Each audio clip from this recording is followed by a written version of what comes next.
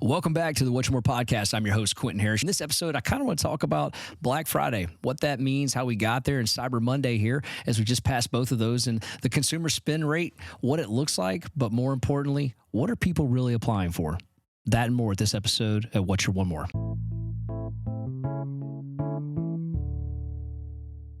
So you ever really thought about like Black Friday and how we came about that? I started doing some research on it and was like, hey, listen, like, why is it always called Black Friday? Was it because of these robust sales and what's going on? And in my lifetime, there was a time when I remember that really wasn't like a thing. And it was kind of interesting because I started delving into some things and trying to figure out the origin of Black Friday, what it means, and understanding that it was actually an interesting fact. So I want to leave the show with it. Do you know it was created because that was a day in which retailers across the United States became in the black. They were actually profitable on that day. Because I guess what happened was, you went to the holiday season and everybody was kind of programmed coming into Halloween and Thanksgiving. They were like, hey, listen, I've got to get things prepared for Thanksgiving. And it was all about Thanksgiving, getting the house, getting, the meal cooked. That it was kind of like shopping for gifts was not really a thing at that point until after Thanksgiving, after you kind of already said, I'm done with this. And then people were kind of cooped up during that 2-day window of when places were closed and things weren't open. It was like, oh, Friday, like I don't have to go to work. Like, what am I going to do? I'm either going to go to the movie theaters or I'm going to go shopping, right?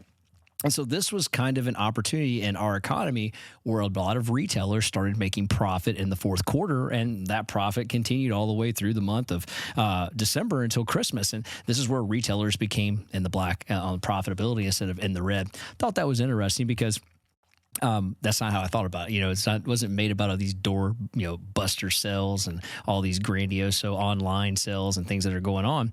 And, now you look at it and it's like, that's expected. That's what we associate Black Friday with. And, I saw a recent stat where most Black Friday shopping is because you're shopping for yourself, not so much for everyone else. I thought that was interesting because they made the point that you're not really, like, if you're going to buy something in September, you might go, you know what, I'm going to hold off on that and see what Black Friday sale I can get. Or, I'm going to wait until I can see what's available closer to the Christmas time. And so Black Friday actually has become just as much about people kind of buying 1 or 2, 3 items for themselves as much as they are other people during that time, which has also created this retail surge in sales and profitability. So another interesting fact about the whole Thanksgiving Black Friday thing is that Thanksgiving used to always be the last Thursday of November. And so it was in the 30s, Roosevelt kind of said, wait a minute, like we've got 5 Thursdays sometimes in a month versus, 4 Thursdays. And so to give those retailers that economic boost that they have been kind of waiting on, he put that in and said, hey, listen, we're going to put Thanksgiving on the 4th Thursday of every November. Now, later on, Congress, said, okay, we're okay with that. They codified it. But that was one of the reasons why he did that, was to boost sales for the retailers during that time, to help, companies make profit and get there quicker and faster throughout the years.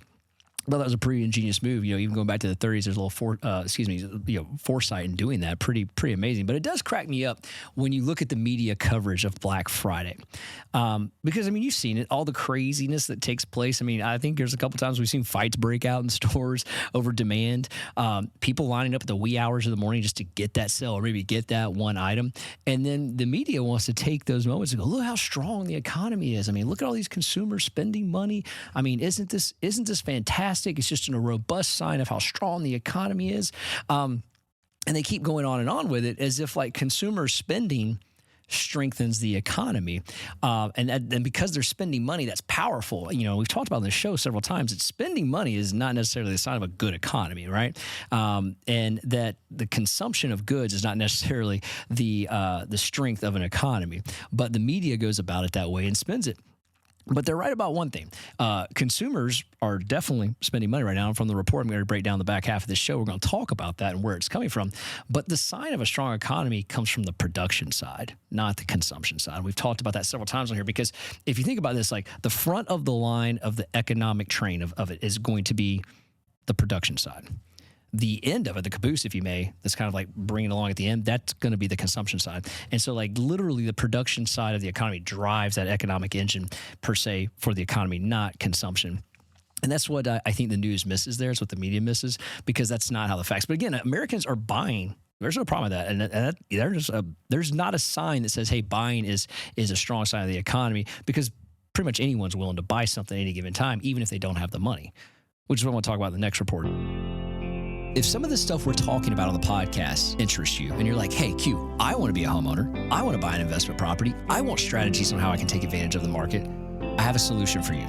And that solution is Loan People, to where it's all about the people getting the loan and the people doing the loan. You guys know me by now. I've been doing this podcast for years, but I've been in the mortgage business for 23. And it's very rare you can find a company that has a mantra for loan officers, by loan officers. And what does that mean? That means you have a company that's designed to help provide the best atmosphere for loan officers possibly imagined. And not only that, the most efficient operations for those loan officers to be successful, which provides a better customer service. And that's what you get at Loan People. So much so that they put that in the company name. And at the heart of this is the people.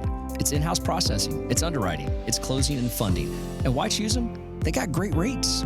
They close on time and they have award-winning service. So check them out at loanpeoplejacks.com. That's loanpeoplejacks.com. The New York Fed, when they released their third quarter report, one of the things they showed on there was the application approval to the rejection rate. Now, I'm not a big fan of the word rejection or decline, but basically when you don't get what you applied for, that is an adverse action or a decline or a declination, how you want to look at it, or a rejection rate. But when you look at consumers going to spend, let's face it, most of the consumers are going to put that on their credit cards this Christmas season. We know that because credit card debt is growing at a rapid rate. Now, we talked about in the last episode before where that bulk of that rate is. It's between the 18 and 40-year-old range on there. But there were some things interesting inside that report that I kind of wanted to break it down and take a look at on here, because what we're finding is that the rejection rate on refinance mortgage applications and credit cards are getting to highs in which we saw dating back to 2011. In some cases, they're at all-time highs. You know, for the month of October, there was a 22% rejection rate on all mortgage refinance applications. And I say that is important because if I'm looking at that data, just being in the business, most people right now, if not all, are not going to refinance just to lower their rate, because they're not really in an environment where you're going to lower your rate, because 90% of the mortgages in the United States have a lower rate than the current one that's being offered on the market. So you're probably doing you could argue every one of them are a cash out refinance, right? And of that, they're taking cash out to either pay off something, buy something, or put the money to the side. And I bet it goes in that order, right? And it goes in the order of the bulk or doing the first two: pay off debt or buy something. Saving and put it on the side is probably a small amount of that, if any at all. So you've got the denial rate up on that much higher, almost 2.5 times higher than the previous this time last year. And then the credit card debt. You know, when I take a look at credit card debt, that's important to me because that's something that I've been talking about as a swell in the background, the consumer spending side, that's starting to rise to a level that is of concern. And while I'm not saying the red alarm's going off, it's something that's definitely concerned, and it's not improving. It's continuing to get worse. And what we're seeing now is people that hold cards, that are card holders, right?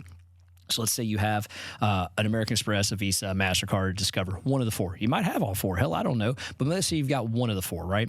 What you're seeing now is you're seeing a higher application rate for more than one card user, meaning that if you have a credit card, you're applying for an additional credit card. That rate is higher than it normally is. And the rejection rate for that is higher this time than it was last quarter, the quarter before that, and the quarter before that.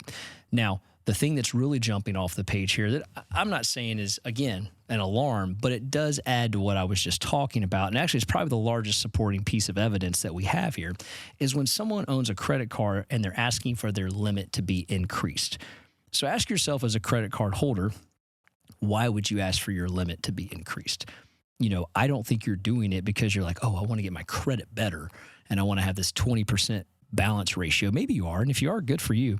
But I don't think that's what it is. I mean, 20% balance ratio. I mean, hey, if I have a $10,000 limit and I'm at $5,000, I'm going to request an increase to get it to maybe, $15,000 because I want that $5,000 to represent 30% of my credit card balance so my credit score goes up.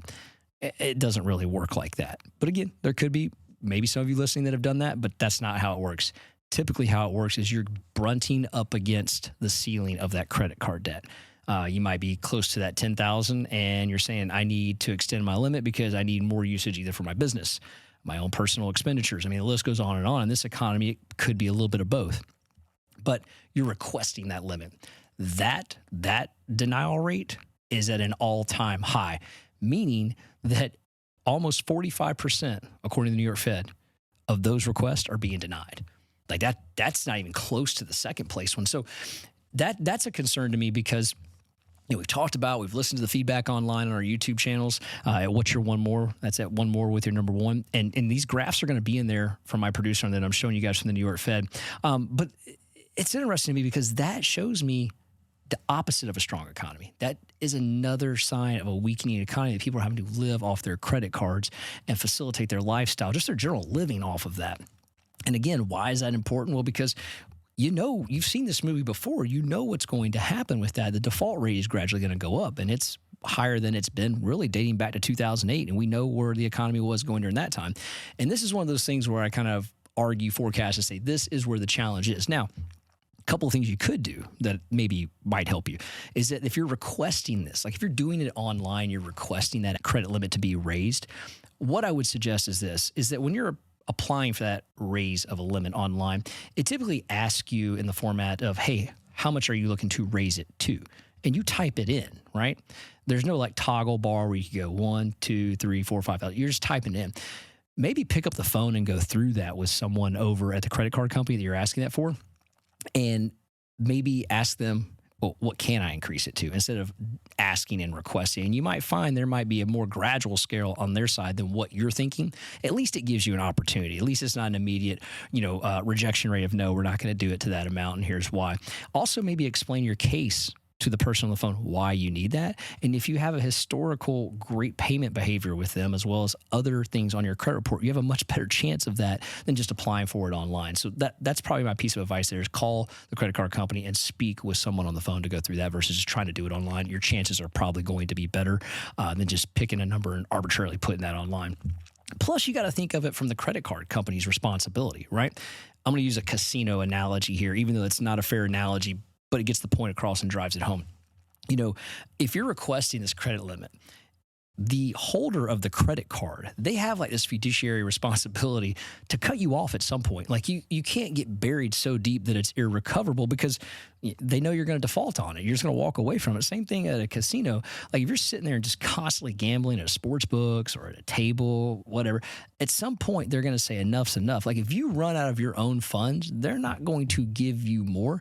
And if you're borrowing money from the casino, like a marker or something of that nature, they're going to cut you off. They're going to be like, no, we're not going to let you keep going to where you've put yourself in danger, and you've lost everything, per se. And so that's kind of how the credit card companies, again, extreme analogy, I realize that, but I'm trying to get the point across, is that at some point in this 45% of this, denial rate, they're analyzing this and they're saying, hey, listen, we've seen this movie before. You consumer A that are requesting this, you check every box of a person that's going to default on this, or more importantly, put yourself in an irrecoverable position to pay this off. Unless you stumble into some money and can do that. Maybe that's through the refinance of a home mortgage, or maybe you inherit some money, or you get a large settlement, et cetera, or bonus, whatever. But the reality is they're identifying that and they're saying, nope, not going to work. Same thing with the applications. For the amount of people putting in applications, they're seeing this happen, and that is why we're starting to see credit card companies back up and say, no, too much. We've overextended, and this is not going to move anymore. But yet, hey, don't worry. The media says it's Cyber Monday, Black Friday. Look how strong the economy is. Look at all these people spending money. Life's good. Well, I think we all know exactly what we're looking at when the media says something's good. So, guys, if you like what you're hearing, please 5-star review this podcast. Check us out on Spotify. Check us out on Apple. We'd love to get a rating, love to get some sort of feedback, and definitely on our YouTube channel. You guys are crushing it with the comments and feedback. Definitely appreciate it. Again, all the graphs and charts that we talk about, they're going to be on not just this episode, but every episode that you tune into at What's Your One More. Until the next episode, we'll see you guys at What's Your One More. Got one more shot, I'm gonna make it. One more chance, I'm gonna take it. I meant it when I said it, now it's time for me to do it. I got one life to live, so I put